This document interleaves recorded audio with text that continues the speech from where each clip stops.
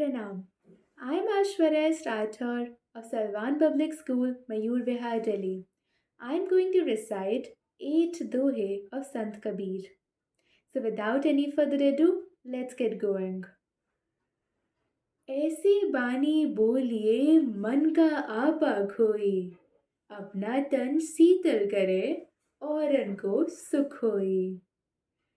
इस दोहे में संत कबीर हमें मीठी वाणी बोलने के लिए कहते हैं, क्योंकि ऐसा करने से हमारे मन का अहंकार मिट जाता है और हमारे शरीर को शीतलता मिलती है।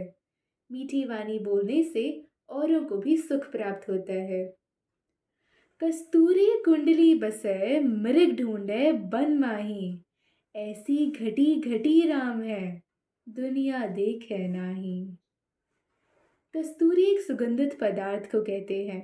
हिरन की नाभि में कस्तूरी होते हुए भी वह मूर्खों की भांति उसे पूरे जंगल में ढूंढता है।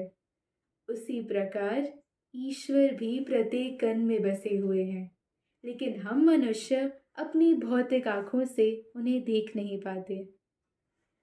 जब मैं था तब हरि नहीं, अब हरि है मैं नाही। सब अंधियारा मिटी गया जब दीपक देखा माही।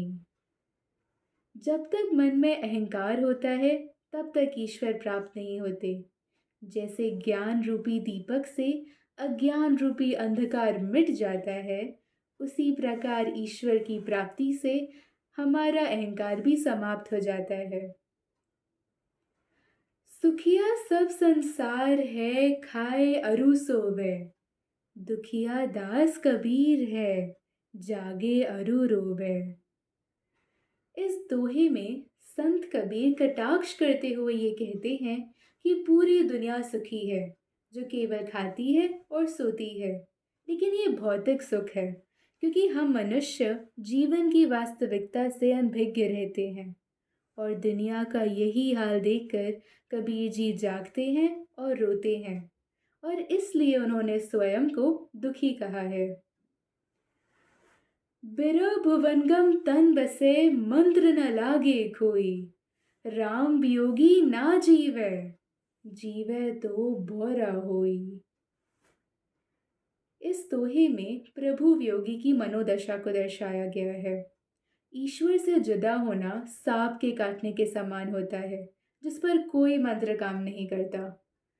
प्रभु के वियोग में जीवित नहीं रहा जा सकता, और यदि कोई व्यक्ति जीवित भी रहता है तो वे सूझबूझ खो देता है और मूर्खों की भांति हो जाता है। निंदक नेरा राखिए आंगनी कुटी बंधाई, बिन साबन पानी बिना निर्मल करे सुभाई। हमें अपने निंदक को सदैव अपने समीप रखना चाहिए, आंगन की कुटिया बनाकर, क्योंकि एक निस्वार्थ निंदक हमारा हितैषी होता है, जो हमें हमारी त्रुटियों से परिचित कराता है, और इस प्रकार बिना साबुन और पानी के हमारा स्वभाव निर्मल रहता है। पोथी पढ़ी पढ़ी जगमुआ पंडित भयाना कोई, एक अशर पीव का पढ़े सुपंडित हुई। बड़ी बड़ी ग्रंथों और वेदों को पढ़कर कोई पंडित नहीं बन सकता, लेकिन यदि कोई व्यक्ति सच्ची लगन से प्रेम का एक अक्षर भी पढ़ ले तो वे ईश्वर को प्राप्त कर लेता है। दुख में सुमिरन सब करे, सुख में करे न कोई, जो सुख में सुमिरन करे तो दुख काहे को होई। हम मनुष्य दुख की घड़ी में सदैव ईश्वर को याद करते हैं, लेकिन सुख के क्षण में उन्हें भूल जाते हैं। इस पर कबीर जी ने कहा है कि जो व्यक्ति सुख में भी ईश्वर को याद करता है, उसे दुखों और कष्टों का सामना नहीं करना पड़ता। कबीर जी के ये दोहे हमें जीवन की वास्तविकता से परिचित कराते हैं, और इसलिए हमें अपने लक्ष्य की ओर आगे बढ़ते हुए सदैव इन दोहों को याद रखना चाहिए। धन्यवाद।